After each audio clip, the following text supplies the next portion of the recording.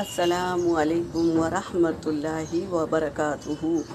اعوذ باللہ من الشیطان الرجیم، بسم اللہ الرحمن الرحیم، رب زدنی علما۔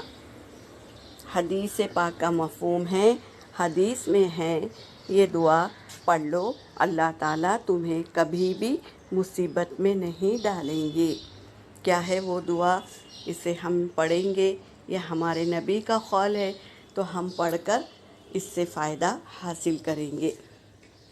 الحمد للہ الذی عافانی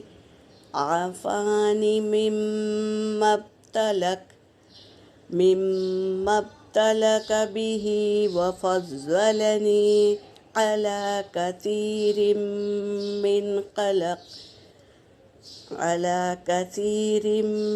ممن خلق تفضیلا۔ صدق اللہ العلی العظیم۔ اس کا ترجمہ بہترین ہے میری بہنوں۔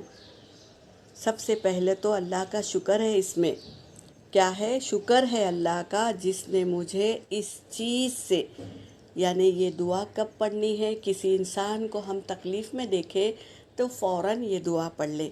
کیا ہے؟ شکر ہے اللہ کا جس نے مجھے اس چیز، یعنی جو تکلیف میں اس سامنے والا انسان ہے، اس تکلیف سے عافیت میں رکھا۔ کتنی اچھی دعا ہے نا۔ جس میں تجھے مبتلا کیا، یعنی وہ شخص کو جو مبتلا کیا ہے، اللہ تعالیٰ اس تکلیف سے مجھے عافیت میں رکھا۔ سبحان اللہ۔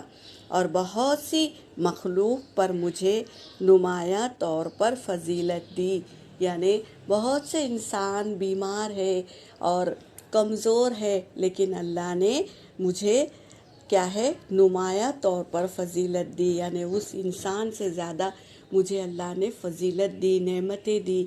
تو یہ اللہ کا شکر ہے میری بہنوں۔ جب ہم کسی انسان کو تکلیف میں دیکھتے ہیں تو فوراً یہ آیت کو پڑھ لیں، تو اللہ تبارک تعالیٰ سے ہم کیا کر رہے ہیں؟ شکر ادا کر رہے ہیں۔ اور جو انسان اللہ کا شکر ادا کرتا ہے، اللہ تبارک تعالیٰ اس کی نعمتوں کو بڑھا دیتے ہیں۔ تو ہمیں کثرت سے شکر کرنا چاہیے اللہ کا۔ جو ہمارے پاس بہت ساری نعمتیں ہیں، اس کا ہمیں شکر کرتے رہنا ہے اور اللہ کی تسبیح بیان کرتے رہنا ہے۔ تو یہ دعا اللہ کا شکر ہے، تو اسے ہم ضرور یاد کریں گے اور عمل میں لائیں گے۔ یہاں پر میرا سبق ہو گیا۔ وآخر دعوانا ان الحمد للہ رب العالمین۔